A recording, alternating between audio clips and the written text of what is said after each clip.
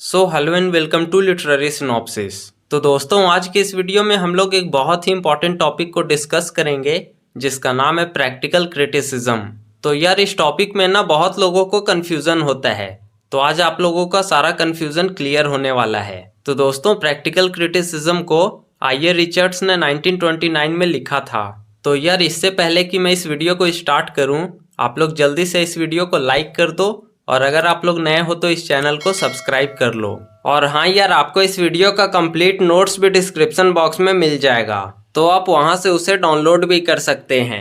तो चलिए दोस्तों, अब इस वीडियो को शुरू करते हैं। तो यार, सबसे पहले तो हम लोग ये जान लेते हैं कि आखिर ये प्रैक्टिकल क्रिटिसिज्म होता क्या है। तो दोस्तों, प्रैक्टिकल क्रिटिसिज्म एक तरीका है किसी भी लिटरेरी वर्क को अनबाइस्ड होकर जज करने का। यानी कि प्रैक्टिकल क्रिटिसिज्म में जो क्रिटिक होगा वो किसी भी लिटरेरी वर्क को सिर्फ और सिर्फ उसके टेक्स्ट के बेसिस पर जज करेगा, बिना ये सब देखे कि उस पीस ऑफ आर्ट को किस राइटर ने लिखा है या फिर उसे कौन से टाइम पीरियड में लिखा गया था।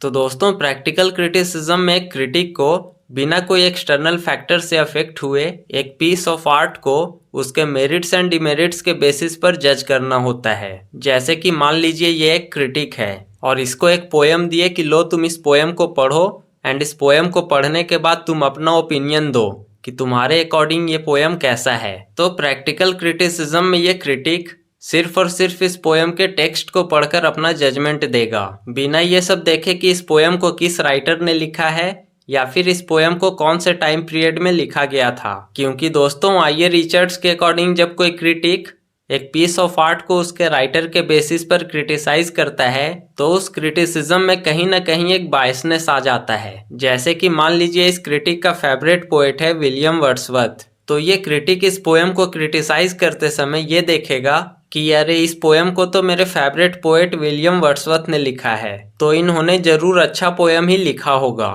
तो दोस्तों, इस केस में ये क्रिटिक कहीं ना कहीं विलियम वर्ड्सवर्थ के फेवर में ही अपना जजमेंट देगा। उसी तरीके से मान लीजिए कि इस पोएम को एक ऐसे पोएट ने लिखा है जिससे इस क्रिटिक को एकदम नफरत हो, तो ये क्रिटिक बिना इस पोएम को अच्छे से पढ़े ही अपना जजमेंट दे देगा कि अरे ये तो है ही बेकार पोएट, तो इसने जरूर बेकार पोएम ही लिखा होगा। तो दोस्तों, इस केस में ये जो क्रिटिक है ना, वो कहीं ना कहीं इस पोएट के अगेंस्ट में अपना जजमेंट देगा, भले ही इस पोएट ने कितना भी अच्छा पोएम क्यों न लिखा हो।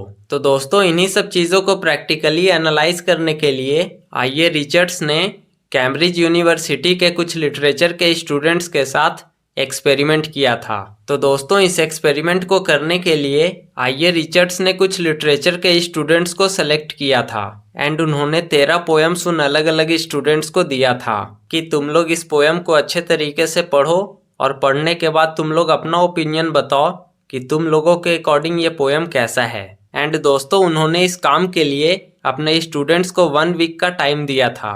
लेकिन यार, इस एक्सपेरिमेंट के लिए ना आई.ए. रिचर्ड्स ने कुछ कंडीशंस रखे थे। जैसे कि उन्होंने अपने स्टूडेंट्स को उन पोएम्स का सिर्फ और सिर्फ टेक्स्ट दिया था एंड उन्होंने अपने स्टूडेंट्स को ये नहीं बताया था कि इन पोएम्स को किस राइटर ने लिखा है या फिर इन पोएम्स को कौन से टाइम पीरियड में लिखा गया था। तो चलिए दोस्तों, अब हम लोग देखते हैं कि इस एक्सपेरिमेंट को करने के पीछे आई.ए. रिचर्ड्स का मेन ऑब्जेक्टिव क्या था। तो यार, सबसे पहला ऑब्जेक्टिव है to encourage students to concentrate on the words written on the page rather than rely on preconceived or received beliefs about a text। यानी कि इस एक्सपेरिमेंट के जरिए आई.ए. रिचर्ड्स अपने स्टूडेंट्स को इनकरेज करना चाहते थे कि किसी भी पीस ऑफ आर्ट को क्रिटिसाइज करते समय सिर्फ और सिर्फ उसके टेक्स्ट पर फोकस करना चाहिए, बिना कोई एक्सटर्नल फैक्टर से अफेक्ट हुए। जैसे कि एक क्रिटिक को इन सब चीज़ों से कोई मतलब नहीं होना चाहिए कि एक पीस ऑफ आर्ट को किस राइटर ने लिखा है या फिर इसे कौन से टाइम पीरियड में लिखा गया था। अब दोस्तों, दूसरा ऑब्जेक्टिव है to provide a new technique for responding to poetry. यानी कि आई.ए. रिचर्ड्स पोएट्री को क्रिटिसाइज करने का एक न्यू टेक्निक देना चाहते थे ताकि जो क्रिटिक है या फिर कोई स्टूडेंट है वो अनबाइस्ड होकर किसी भी पोएट्री को जज कर सके। क्योंकि दोस्तों, पहले के ज़माने में जो क्रिटिसिज्म होता था ना, वो एक सेट ऑफ रूल्स के बेसिस पर होता था। यानी कि पहले के टाइम में किसी भी वर्क ऑफ आर्ट को जज करने के लिए एक सेट ऑफ रूल्स बना हुआ होता था एंड उसी रूल्स के बेसिस पर किसी भी वर्क ऑफ आर्ट को क्रिटिसाइज किया जाता था।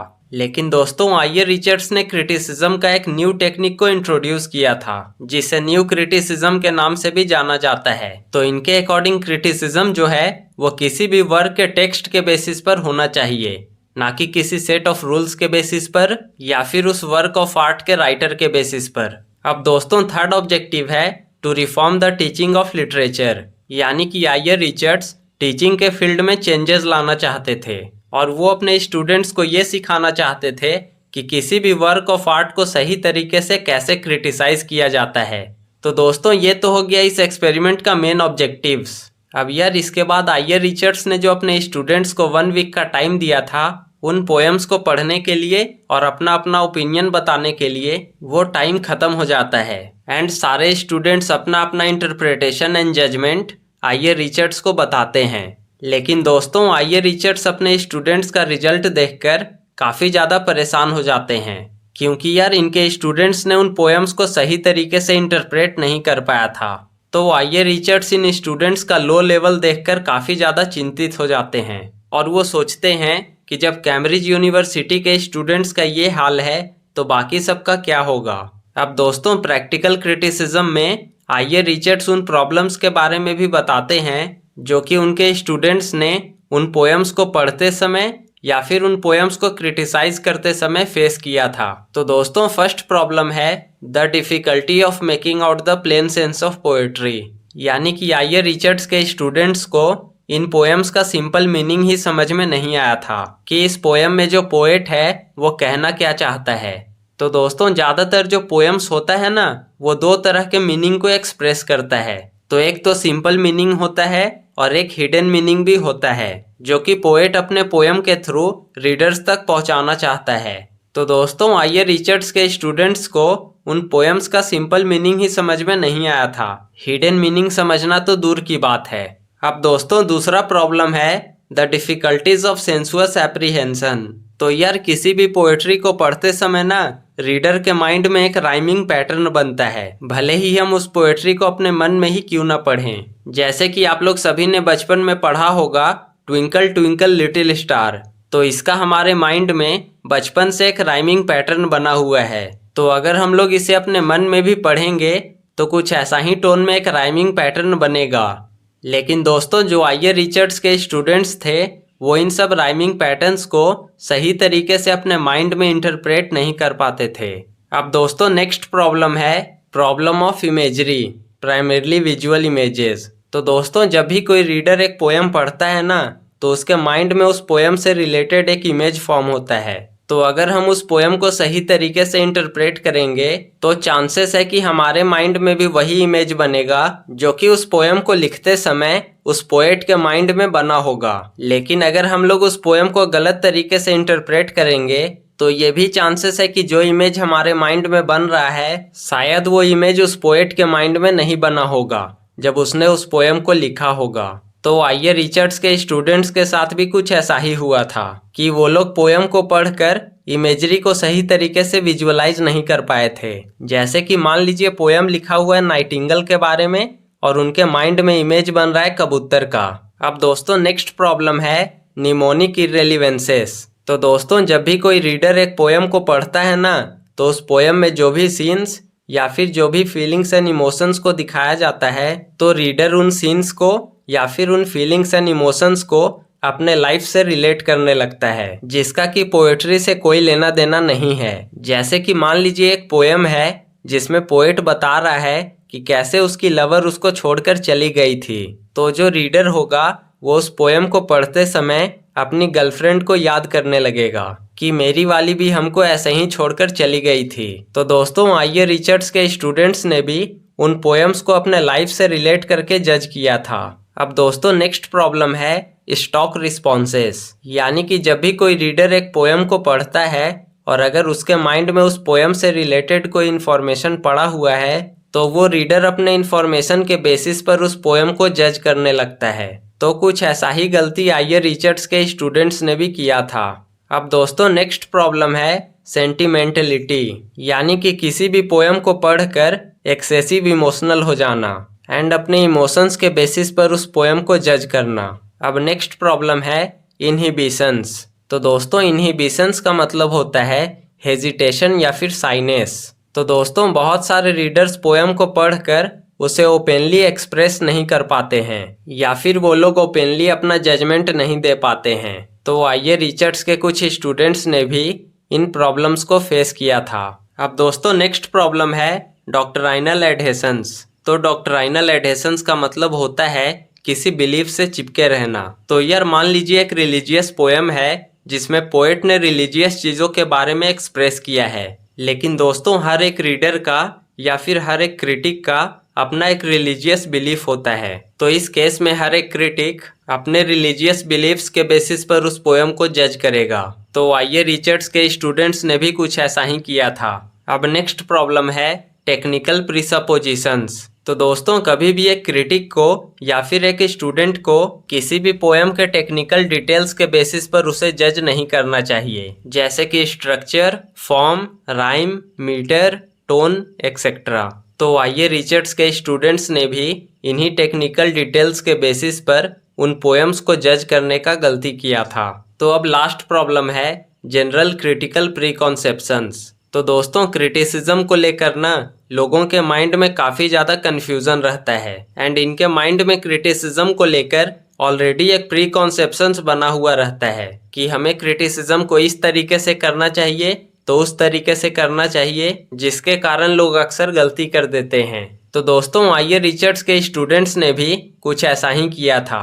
तो यार ये तो हो गया उन प्रॉब्लम्स के बारे में जो कि आइए रिचर्ड्स के स्टूडेंट्स ने फेस किया था। अब दोस्तों प्रैक्टिकल क्रिटिसिज्म में आइए रिचर्ड्स वर्ड्स एंड लैंग्वेज के बारे में भी बताते हैं। तो वो बोलते हैं कि जो लैंग्वेज होता है वो वर्ड से मिलकर बनता है।